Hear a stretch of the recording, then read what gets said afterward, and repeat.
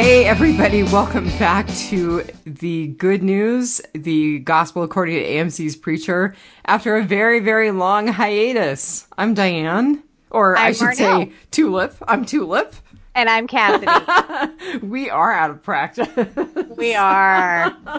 We're doing this, and then we've got 2 episodes left until the new season. So hopefully we'll be podcasting on time for season 2. That's the plan. I think we kind of lost our groove a little bit, and I'd like to get the groove and actually podcast as it's coming out instead of trying to catch up. I mean, we didn't start the podcast with the series, so that's why we've been playing catch up, and we've been kind of...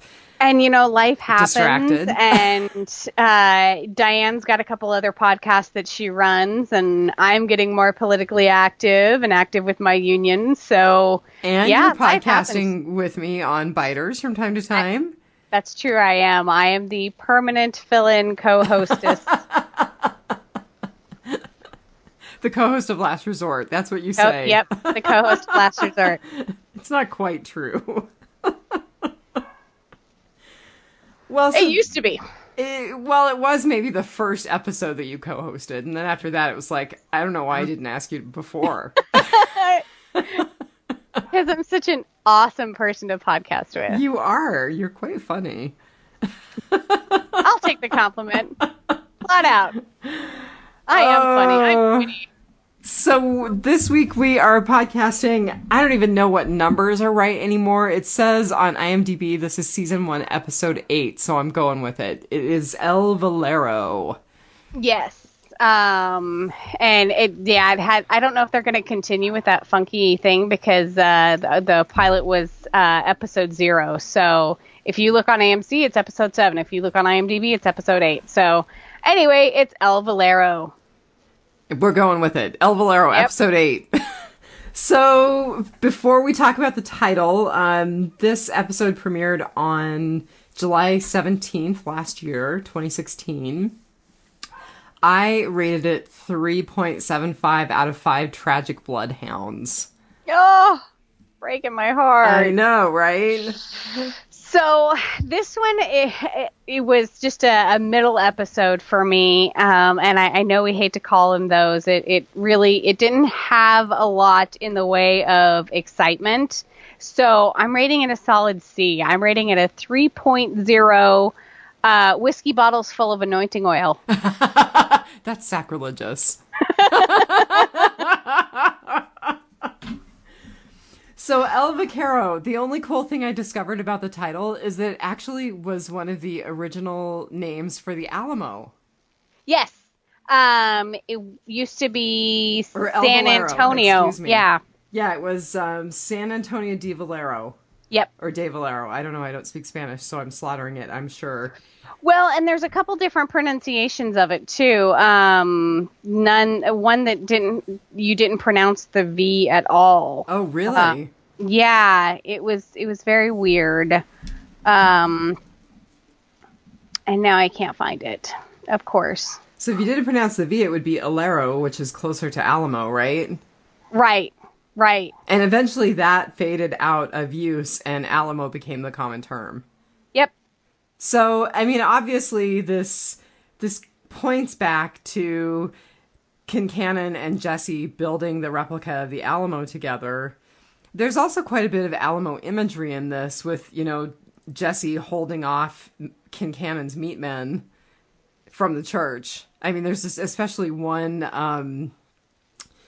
shot of him with a gun in one of the stained glass windows holding everybody off, and I thought, oh, that's very Alamo-ish. I can see that.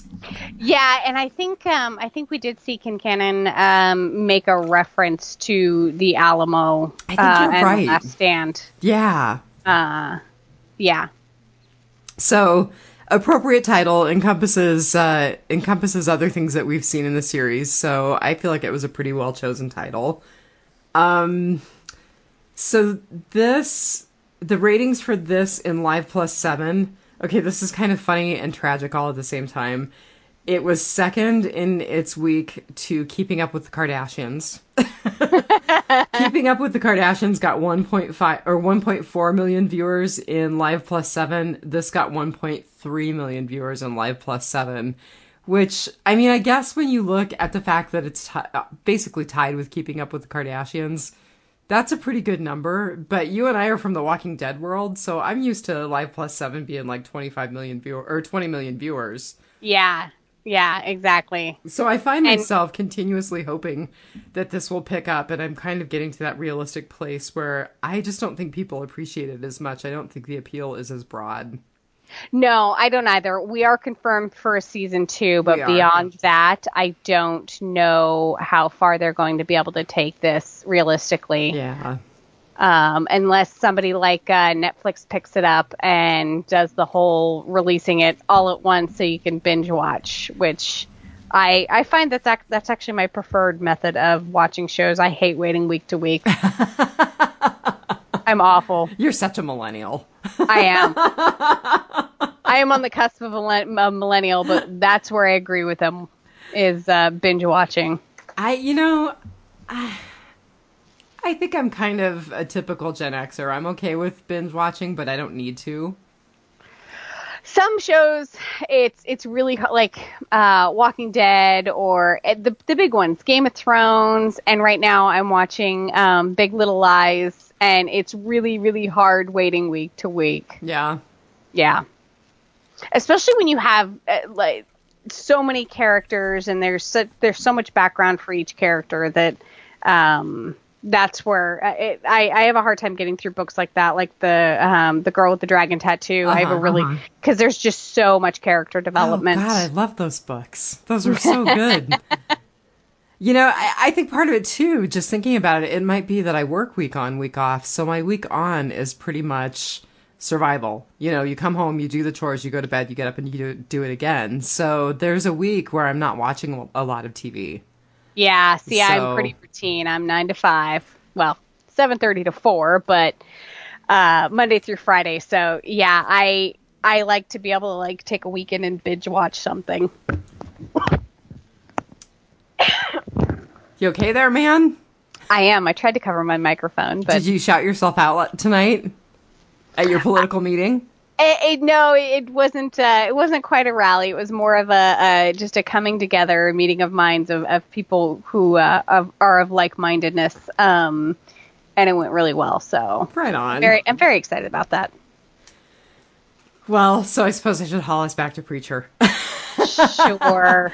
So our director this episode was a woman named Kate Dennis. She has 26 director credits on IMDb. Here's the tie-in. In addition to this one credit for Preacher, she has a credit with Fear the Walking Dead. So that kind of is, I think, what ties her into AMC.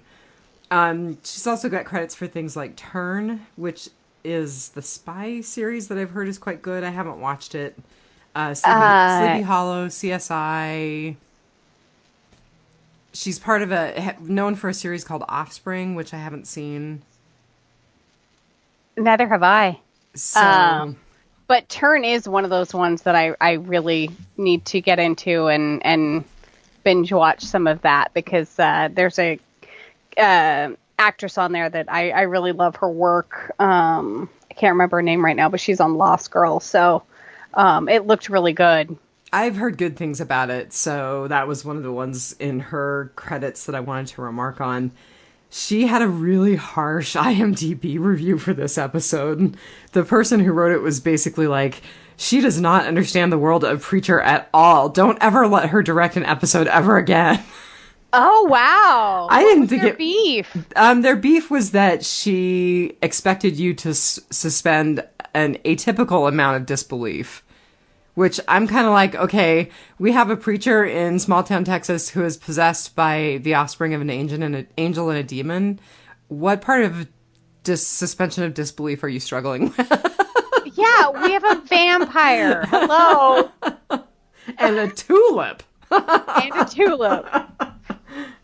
So I don't know. I didn't think she did a horrible job. I thought this was actually pretty much in keeping with Preacher. I didn't think the pace was super fast, but I didn't think it was a bad episode. Yeah, and I think that's where I have the issue is it wasn't a real catchy episode for me, but there was nothing out of the ordinary as far as the show goes. Fior and DeBlanc and Arseface, and I mean, they were all there in some form or another. You know, the other thing that was interesting before we go into the writer is that I was watching it recorded on our DVR, and it had some ads for Preacher just in general before the episode started, and one of the ads was a critic saying, one of the best premieres in a long time, and I found myself thinking back to the premiere, which I have watched so many times, and I really do think it's one of the best TV premieres in a long time, possibly since The Walking Dead premiere, and I just wish that people could see that. I think if more people had been sucked in by the premiere, that we'd have better ratings. Yeah, I do. I definitely do too. But again, I have to say that, AMC kind of is a little big for their britches right now, in that they kind of have held their content ransom over a lot of the market areas. And that's true. Like in mine, I still don't have AMC, so that's very true. I think you're right there. And I think that it has cost them, unfortunately. That may even be what we're seeing with some of the Walking Dead ratings. Yes. I wholeheartedly believe that. And so that's why I said they're getting a little big for their britches, because what it does is they leave entire market areas like Southeast Alaska. Mm-hmm. And, we're not a lot of viewership. I mean, 30,000, but spread that over 50 states and keep doing it year after year, and you're going to see your viewership go down, and then you see your revenues go down for advertising, and pretty soon you're begging to come back. So, and quite frankly, a lot of people are not going to pay for cable or dish or however you're getting it, and then turn around and drop another 20, 30, 40 bucks on a season of TV on iTunes just so they can keep up on a show. Right.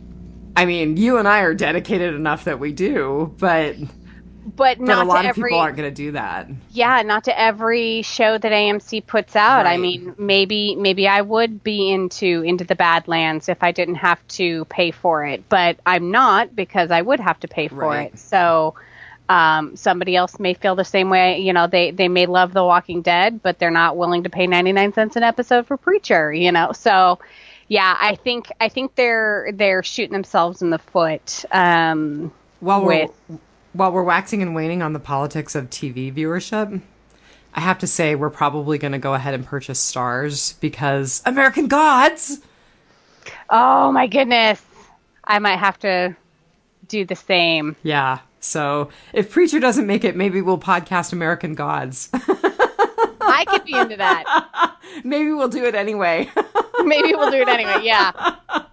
In our copious amount of free time. Right, because I need another podcast. You do. Because we've been so timely with this one. Okay, so the writer is a woman named Olivia Dufault. The only credit she had on all of IMDb was this one episode of Preacher. Oh, that's interesting. Yeah, so I mean, I didn't dig in any other sources to find out anything else about her, but this was the only thing on IMDb for her. So, okay, I see where you're getting your credits by. Yeah, because other people have writing credits for the show. Right, but she's actually the one who wrote it. Like, the other people that they are crediting are the two authors of the comic book, and Seth Rogen, and who's Seth's buddy who he did Evan this with. Goldberg. Yeah. So, and they're always credited because they're kind of the source material, and Seth and his buddy were so instrumental in bringing this to television. But then they have individual writers, just like Walking Dead. So Walking Dead always credits Robert Kirkman and Charlie Adlard and one more. I can't remember who the other author is. And they always credit Frank Darabont with development, but then there's a specific writer for each episode. Huh. Yeah. Now you know. Now you know. The more you know. So I did go ahead and do featured cast. We talked a little bit about who it was before you and I signed on tonight. It's Derek Wilson, who plays Donnie. And I apologize to anybody if we're repeating. I don't think we've done him on any previous episode. And I swear we have, because I know we have gone into great detail about his and his wife's relationship and the the dynamics of it, because it's been so weird in their character development episodes where is she a battered woman or does she like it? I think she likes it. The more I watch her, the more I think she's actually the snake in the relationship. Donnie's just kind of a willing play along. Yeah, I kind of think that he I think he's not as clever as she is. no, yeah, I think she's the dominant one in the relationship. And you kind of you see that, and that's why I think he comes off as so pathetic a lot of times, is because he's under the thumb of Odin, and he's under the thumb of his wife, and now he's got Jesse bossing him around. Yep. So I think that's almost to the point of sympathy, but not quite. He's just too snakish. Well, so the first thing I'm going to say about Derek Wilson, who is the actor who portrays Donnie, if y'all haven't looked at his IMDb credits yet, he's cute. He cleans up really nice. I'd recommend taking a look at his lead photo on IMDb. Yeah, I actually don't know. It would see him in a grocery store and be like, I know him from somewhere, right, but not be able to place him. It's not like you'd walk up and go, Cassidy? Oh my God. Yeah. Those tattoos are real. It's not like you'd walk up and fangirl Ruth Negga, Right. Who, by the way, I totally sent a text to the other night after she did not get the Academy Award for Loving.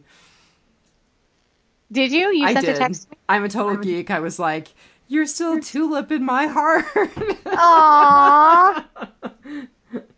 I mean, who knows if she'll ever see it, but I did. Okay, so back to Donnie. Back to Derek Wilson. So, I had to laugh. He is a survivor of Bowling Green, Kentucky. Oh my goodness. He was born in Bowling Green. So, for anybody who doesn't get that reference, I'll try harder not to make Preacher political, but yeah, you should look it up because it's kind of funny. That is funny. He went to acting school in New York. He's done a whole bunch of Shakespearean plays. I think his credits in IMDb said he's performed in 22 different Shakespearean plays, and he's reprised 3 roles 3 times. So that's pretty cool. And he has very little acting credit to his name. Let's see. It doesn't list an age for him, but I would guess he's probably in his mid-30s. And it looks I was thinking late 20s, early 30s. Yeah, it looks like he just started acting in 2008, and he doesn't have a lot to his name. So this is really, I think, his breakout role. Although, if he's done a lot of stage, which they make it sound like when you read his bio, he's probably done a lot on stage and hasn't done a lot on TV or in film, which is kind of what I was thinking. Go ahead. He looks like he's got a lot coming up. That's what I was going to say. He's got 4 things in post-production right now. Yeah. And one of them actually has a tie with Seth Rogen. I think it's the second or third one down on the page. I don't have the page open right now. He plays a wolf in Future Man. Future Man. Yeah. Yep. I believe that Seth Rogen is involved with that. A janitor battles against intergalactic invasion. And he's a wolf. That could be very interesting. Well, his character name is Wolf. That may be just okay. Yeah. Okay, there's a character named Tiger too. So okay, and it would make sense that he would have a fairly large role considering his connection with Seth Rogen in this series. Right. So watch for that. That could be good.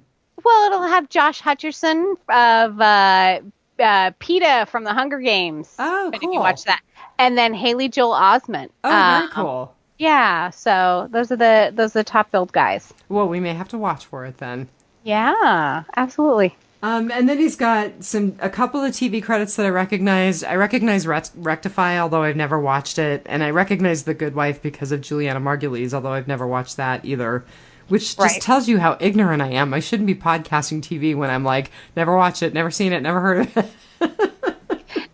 There's just so much good stuff out there. Like, I really need to watch The West Wing, and I can binge watch it, but I just don't have the time. Life is just a little too close to TV right now.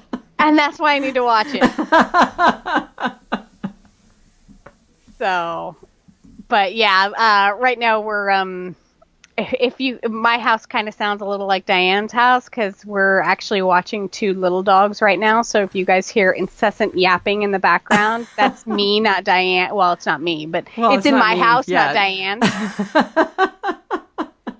So it's a little hard to watch anything over the yapping. So I've kind of taken a TV break, or at least TV I have to pay attention to really, yeah. So. Well, we're adding a new puppy named Smalls next week, so it could get quite noisy around here again, too. That's awesome. All right, so first let's start with our good news, the gospel. What do you got in terms of good news or good from this episode? I really didn't have a one particular good news for the episode. I don't know if it's because I'm kind of out of practice with the show. So I really liked kind of what they did with Arse's face in bringing him back, because I was fully convinced that he was back, and poof, he wasn't. And I'm really gonna, even if he doesn't come back in physical form, I'm really gonna like that only Preacher can see him. I really like what they're doing there. I really like how they kind of brought him back, but they didn't. He's still missing, but Preacher still, it's almost like Preacher's conscience, So that is totally and that's actually my first thing in the good news, is that Eugene as the Preacher's conscience. Yeah. I loved it. I thought he was a great kind of foil for Jesse's behavior. And, I joked about it earlier, but when Jesse was making the Molotov cocktail with the anointing oil and Eugene was like, that's sacrilegious. I really loved that his commentary and his kind of trying to keep Jesse on the straight and narrow. And I think it's also hilarious that his inner voice has to have subtitles. I didn't think about that, but that's so good. I mean, it's definitely part of at first keeping us in the belief that Eugene is actually back. But yeah, that's really funny that even when he's a figment of Jesse's imagination, he has to have subtitles. That's awesome. So yeah, that was definitely part of my good. The other thing that I picked was that I just really liked some of the imagery in this episode.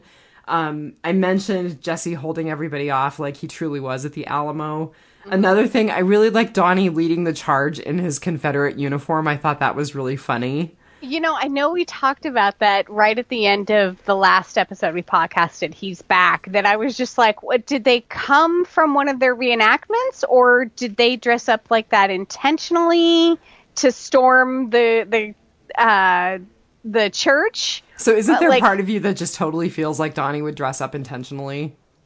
I kind of do. Because I mean, other than like maybe what he wears to the office, I don't think that he would put on one of the overall uniforms, right. I don't think he would lower himself to do that. So I could totally see him being like, well, I'm going to lead the charge. I might as well dress up. I might as well dress the part. Right. The other thing that I liked was the townspeople coming and like gathering to spectate. Because I don't know if you remember things like this from various history classes or novels that you've read, but especially back in like the Wars of the Peninsula, the Napoleon Wars. Yes. The communities used to get together with like picnic baskets, and they would park up on a hillside that had the perfect vantage point of the battlefield. And I thought that this is Anvil's version of that. Well, and for anyone listening who lives in an urban area that's never lived in a small town, this is so true to life. And I admit to doing it too. So we actually, a couple of years ago, one of our major buildings downtown caught on fire, and it was just a huge, raging, uncontrolled, inferno for, hours upon hours upon hours. Yeah, we totally got in the car and drove downtown and watched the chaos ensue. Luckily, the building was empty at the time, or everyone got out, and everyone was fine. There were some lost contents, and the building actually eventually caught fire a second time, and then they tore it down. But like This is exactly what small town people do. We have nothing better to do with our lives than to watch your drama unfold. Okay, that is really tragic and funny. I was thinking it was more of a historical reference, but apparently not. No, it is. Yeah, we'll come to the opening of an envelope. We have nothing better to do with our time. Oh my God, that is so funny. Well, and imagine a small southern town too. I mean, and nothing against small southern towns, but this was a thing. People used to come set up picnics at lynchings, or hangings, or things like that. So this is very true to life. That I can't believe.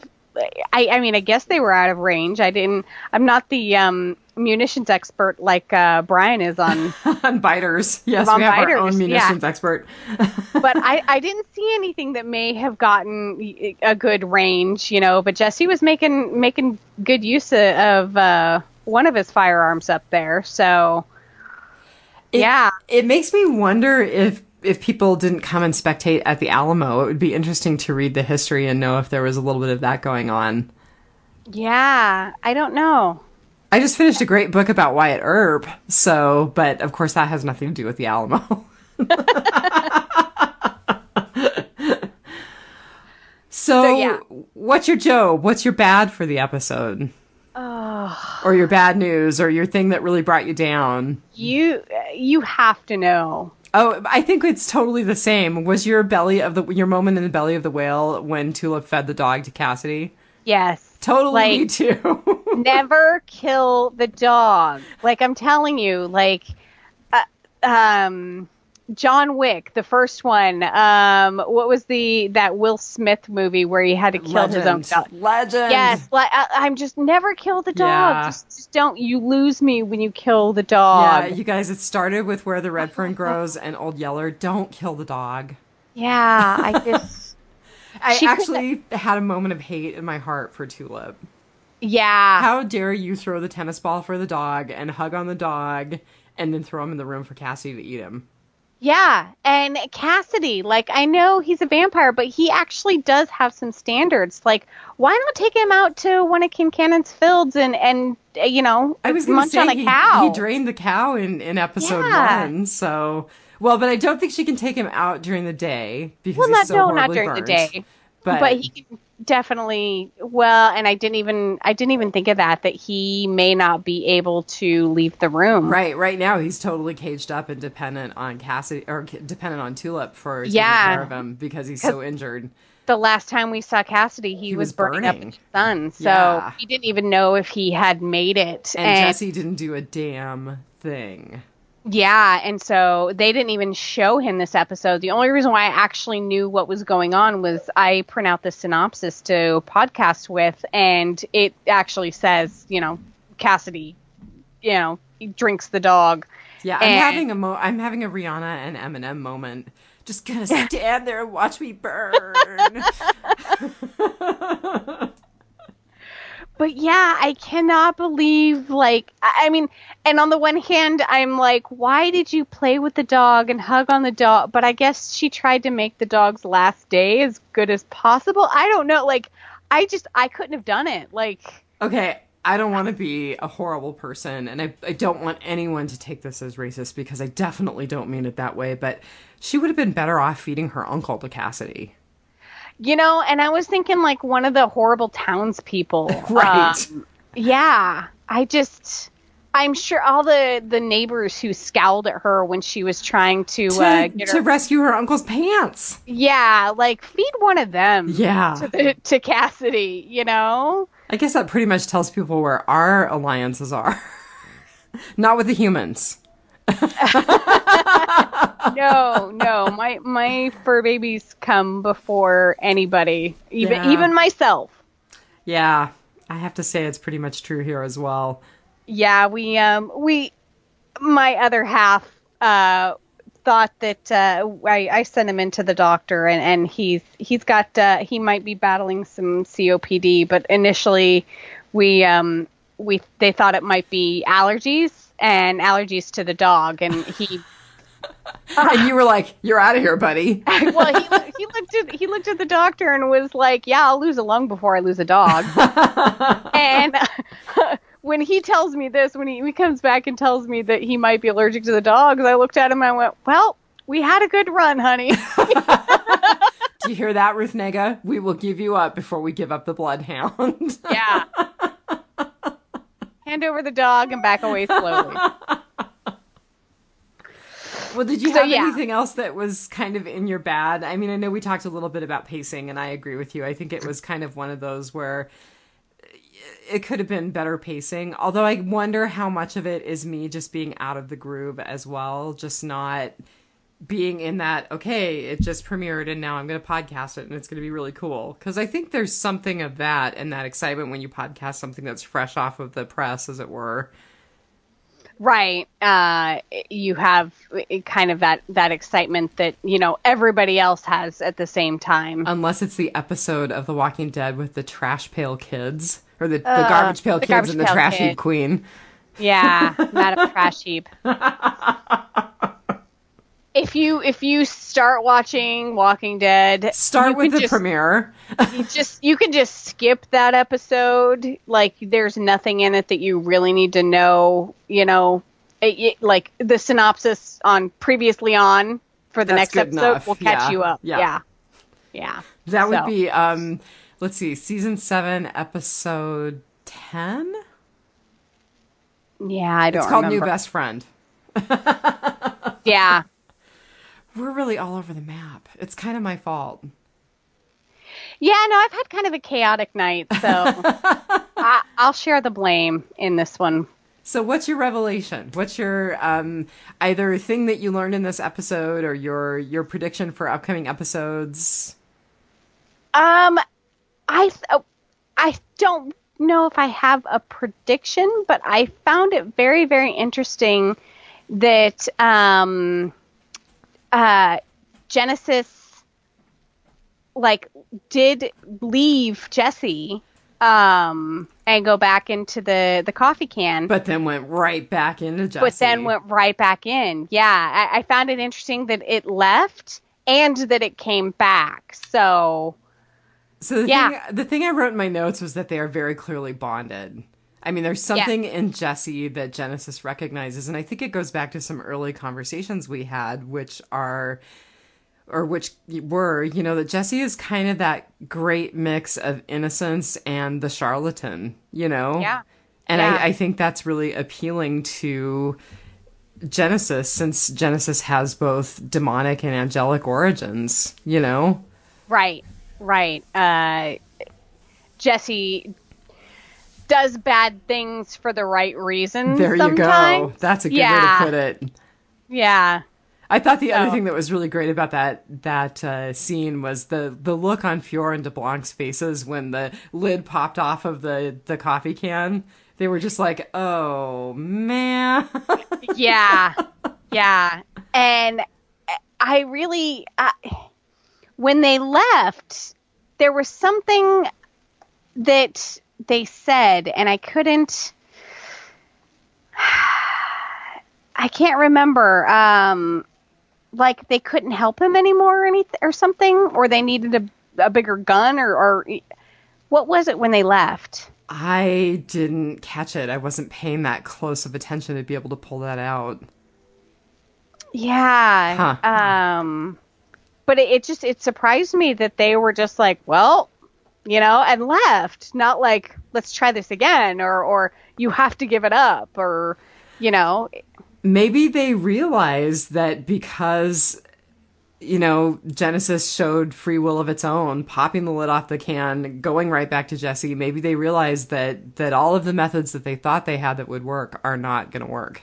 They just have to let this play out. Yeah, or that they're going to have to figure out a different way to get Genesis back in their control. Yeah, and I don't know that that's possible, because I mean, even at this point, Jesse is learning that he has to use it a lot more carefully, right, and that he's undeserving of it, and he needs to be more careful with it. I totally laughed at the whole, please just bring him back. I'll never use it again. I'll never use it again. Yeah. Yeah, right. And then Fior and DeBlanc show up at the door, and they he's can't trying to come rationalize in unless he uses it. And he's trying to rationalize them letting him keep Genesis right up to the moment where they put him on his back and start singing Wink and Blink and a Nod. Yeah. I mean, even when he's even trying able to resist. Right. And even when he's trying to bargain Genesis for Eugene, he's still trying to bargain to keep Genesis.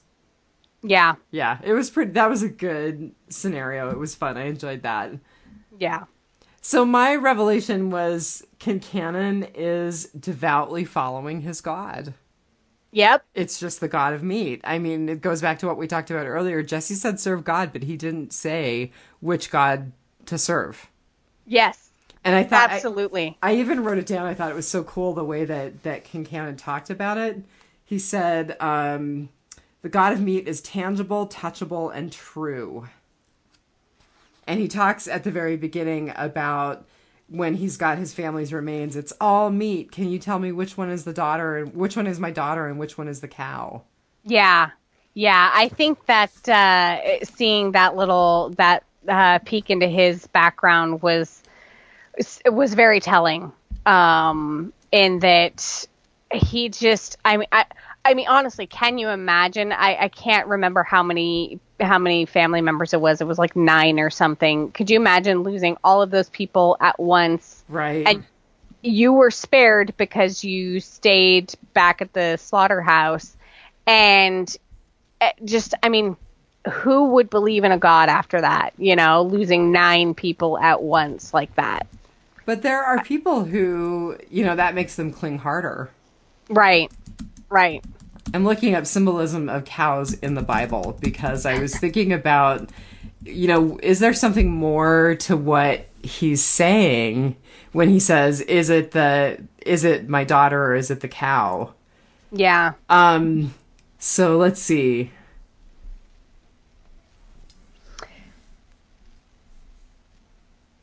So there's probably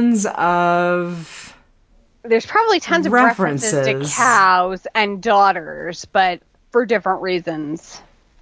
I'm sure his daughter, if she could cook well, could have fetched a few cows. Okay, in regard to cattle signifying truths from which is good, be it known that cattle are all beasts of burden, greater and less, in both flock and herd.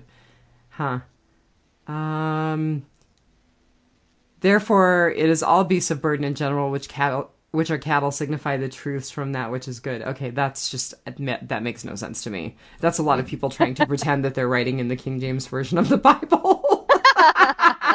Okay, you guys, if anybody's out there listening, and it looks like a few people have been checking out our page, look and see what cows symbolize in the Bible, because I'm really curious about that. I think there's got to be more to the imagery of the cow than that. Yeah. So one thing that Odin said when he had finally gotten into the church and was making Jesse sign, he talked about a zero sum. To add, we must subtract. Right. He actually, do you remember the episode where he was with the old couple and they tore the house down just as soon as the people signed? I mean, I remember the episode. Yeah. Oh, did he say use that same language with them? He used that same language with them. It's a zero sum. To add, we must subtract. Zero sum, whatever is gained by one side must be lost by the other. Well, and it's interesting. So one of the things that I was thinking about, and this plays right into that, is that I thought it was very interesting that the mayor, Miles, was like all about making small sacrifices. I think that's how he said it, for the greater good of the community. Yes. And his belief is very clear that what Kincannon is doing is the greater good of the community because of jobs and material wealth. And right. That might be where the cows come in, because I did see in one of those references that cows and herds are representative of material wealth. There you go. I might be reaching there. You never know with this show, you know. I didn't. We can't do Bible study numerology hour because there's not really any numbers. There this was, episode. but I couldn't find any meaning behind them. Okay. Each one of the they weren't caskets. They were shipping container type things. Yeah, that Kincannon family came in. Yeah, each one of them had a number on them. Good catch. And then when Miles was talking about like the size of the kids' classrooms and stuff, he said 38 kids, 40 kids. But I really couldn't find any meaningful thing in the Bible with any of the numbers that came up in this episode. So still looking. So I guess that kind of puts us in the realm of the word, which is where we just kind of wander through and talk about other things that were remarkable for us in the episode. I liked the way that Eugene and Jesse talked about hell. You know, Jesse's like, tell me about hell. And Eugene says, it's not that far. It's crowded. Yeah. Yeah, that was super interesting. That like, it's not that far. Yeah. And that he's just really thirsty over and over again. I mean, I thought that the way that Ian Coletti played it, he looked intermittently traumatized and just, I'm really thirsty. Could we wait to call my dad? I'm really thirsty. And I'm really interested to see where this storyline goes with that, because why didn't he come back?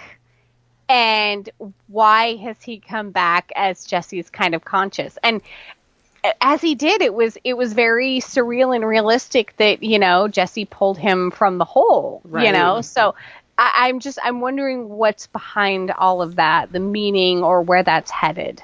Well, and is that a way to keep the angels and the storyline of trying to get Genesis back in the mix?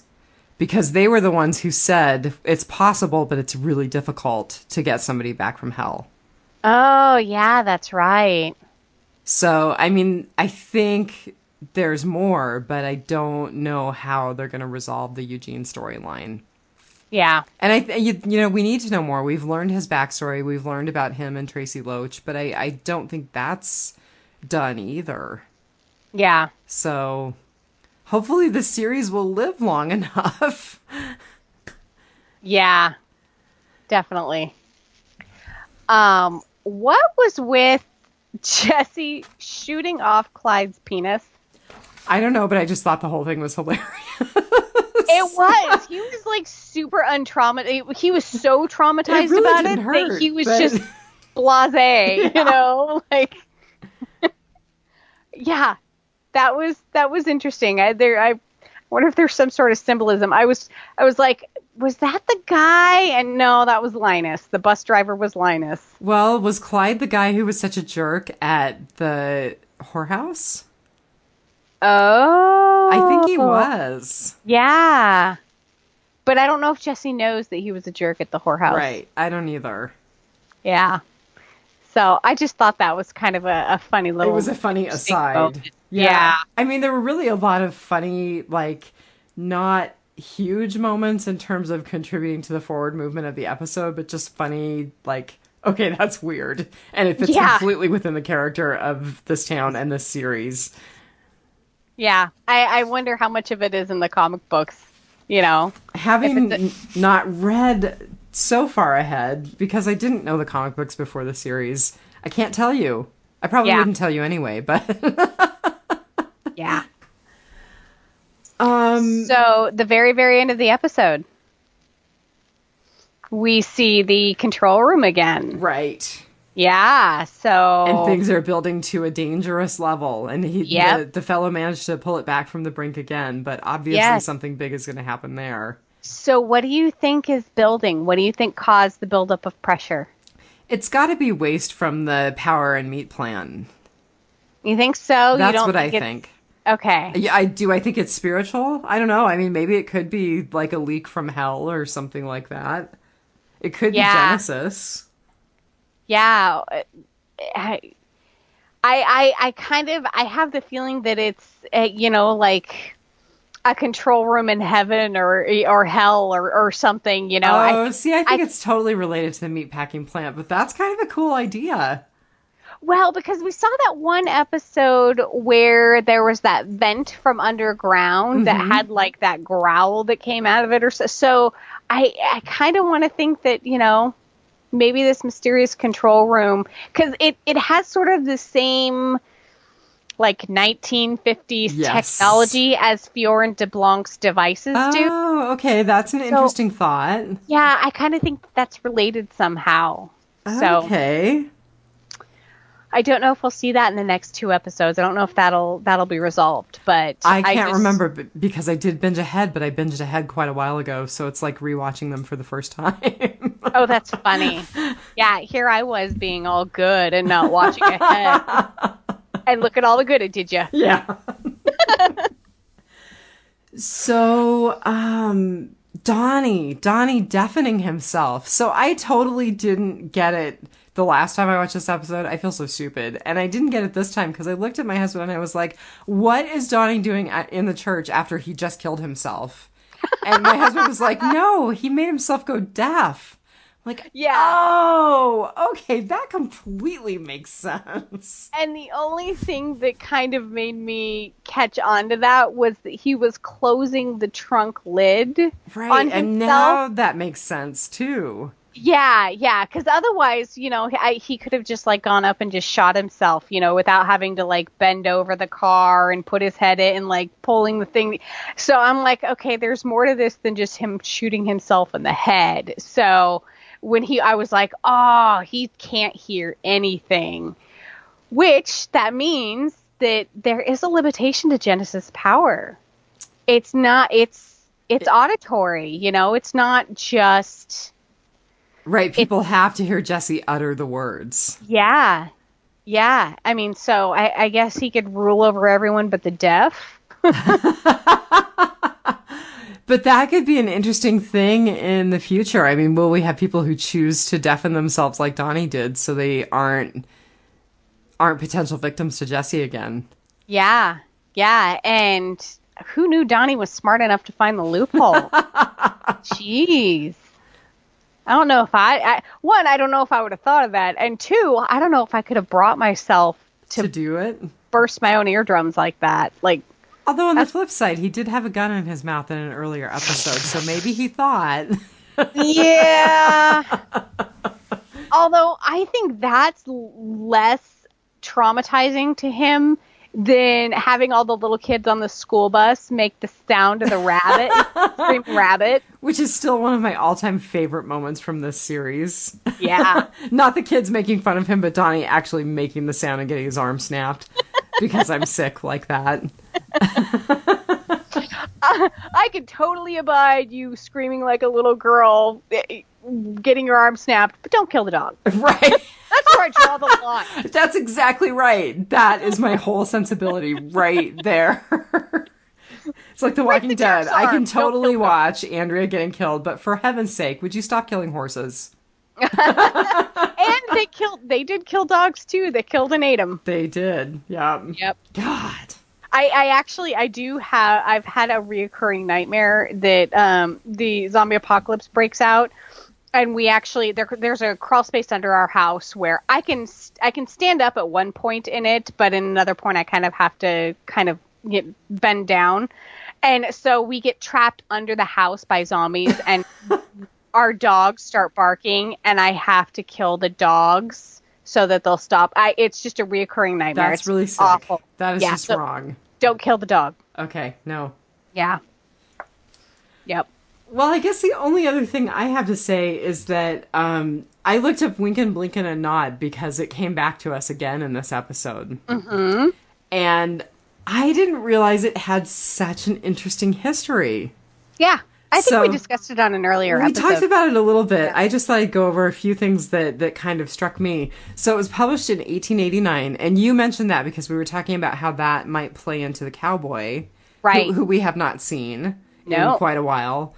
But the thing that was kind of cool is that it actually has started, or it got revived in the 60s and had quite a a history from the 60s, even up until as recent as 2016. Huh. Carly Simon and her sister recorded it. Cass Elliot, the Irish Rovers, Roger Whittaker, the Doobie Brothers, Oh, that's they funny. recorded a version of it. Buffy St. Marie wrote and sang her own version for Sesame Street in 1975. I Wow. mean, I just think it's really pretty amazing that it's got that kind of life. Yeah. Somebody, like a group named Valentine Wolf, released a heavy metal version for their album A Children's Bestiary in 2016.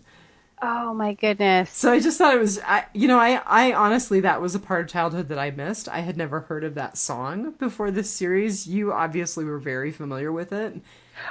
Well, and I came across it in such a weird way, such a weird random way. The movie Dennis the Menace. Oh, how funny. Yeah, Mrs. Wilson reads it to Dennis, and I don't know why it just struck me as very soothing, and the imagery was just very very interesting. You know, winking and blinking and nod, or the two eyes and Right. the sleepy head. Yeah, so that's how I came across it. I hadn't known it until that movie came out. So I thought it was interesting that it's had such a long life. And it that kind all of makes that it it appears makes in this, you know? it makes you wonder what struck a chord with the writers of the comics that is what Genesis clings to. Right. Interesting. So that was kind of my last thing for this episode. More than anything, I think that we're both in the place of just looking forward to getting a regular groove, going ahead and finishing this up, and then really restarting once the second season comes out. There is a title for the season 2 premiere on IMDb. I think it's called On the Road. It is called On the Road. Which is consistent with some of the comic book storyline. I won't go deeply into that, but I've come across that on the wiki pages, so I kind of know what they're referring to also. But yeah, we were discussing, it doesn't have a release date yet, but the pilot for Preacher aired May 22nd of 2016, so I look for it to come out sometime in May, after this season's Walking Dead ends. So we should be able to get the last 2 episodes podcasted before the season premiere. I think we're going to step it up. I think we're really going to try. I'm starting to feel a little better. I'm starting to get more energy. For people who don't know, I had some abdominal surgery and I'm recovering from that. And I've just been really tired. Today was kind of a rough day, but I think I'm getting better. So I think we're going to forge ahead. I know. That's why, this morning I was trying to let you off the hook. We could have done this tomorrow. And then tonight, when my meeting ran long, I was like, no, we're doing it today. We're doing it live. We'll do it live. Now it sounds like Brian and I. Oh, God. Can we start this over? No, we'll do it live. We're live. Well, I think maybe before we wrap up, we should talk a little bit about Chris Hardwick and the announcement from the Nerdist page today. Yes, I kind of got it secondhand, so I don't really know what I'm talking about. So why don't you take it away? Well, so for people who are Walking Dead fans, and actually there was at least one Talking Preacher episode, there might have been 2. Chris Hardwick, of course, hosts The Talking Dead, and now they're just turning it, we don't know that they're turning it into a series. He will have a new series on AMC called Talking Chris Hardwick or something like that, and it's going to be Sunday nights. So we were wondering, okay, is this going to be in addition to The Talking Dead? Is this going to be The Talking Dead when Walking Dead is on? And is it just going to be a talk show for Chris Hardwick at other times? I don't really know, but, I could always use a little more Chris Hardwick in my life, so I'm okay with that. Absolutely. I am a huge fan of At Midnight and The Talking Dead, and I have not started the Nerdist podcast yet. My other half actually has gone all the way back and listening to it from episode 1. But honestly, you know, anything that Chris Hardwick is involved with, it's always going to be funny. He's always going to bring on good guests and have, you know, interesting conversations. I know there are some people who are not a fan because he's paid to talk about, you know, so he's not real critical of a lot of things, but you know, just geek culture in general is super fun and super interesting, and you know, I think speaks to a lot of us nowadays. So yeah, anything that Chris has to do with, I will watch. I don't care if it's in conjunction with or instead of. Yeah, I will watch 2 hours of Chris Hardwick on Sunday nights, or, you know, 1 hour 365 days a year. So. I cannot say that I am as faithful a listener to Nerdist as your significant other is. I kind of pick and choose depending on who the guests are, but I generally really enjoy it. Okay, so I try to do that with podcasts, and then I wind up listening to one that I wasn't really interested in, and I have the most amazing time. You know, like it's unexpected. Like, I didn't really like that person, and now they're like super cool. You know, but yeah, and God, Chris Hardwick is just like, he's replaced, oh God, what's his name? Who does the top 40 countdown? I'm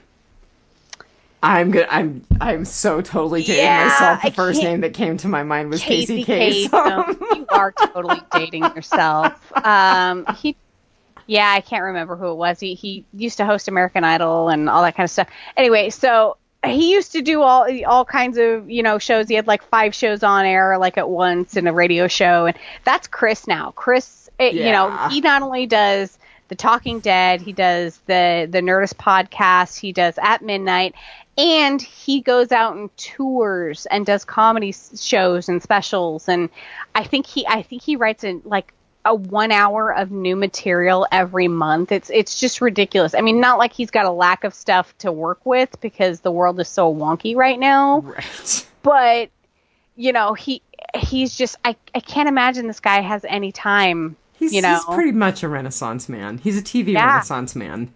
Yeah. And to think it started on Singled Out. Yeah, I don't know Singled Out.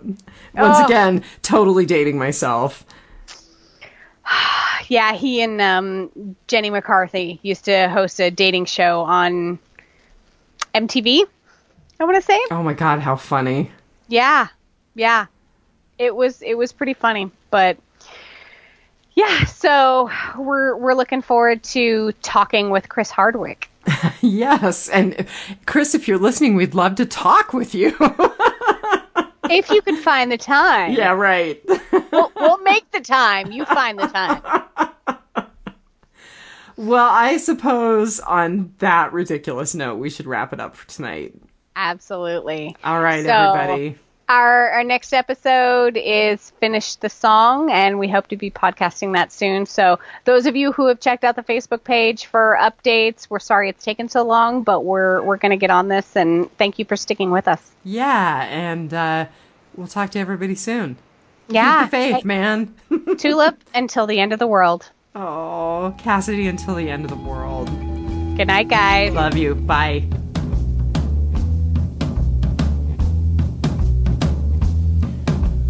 Left his body in the woods, and I took off running south.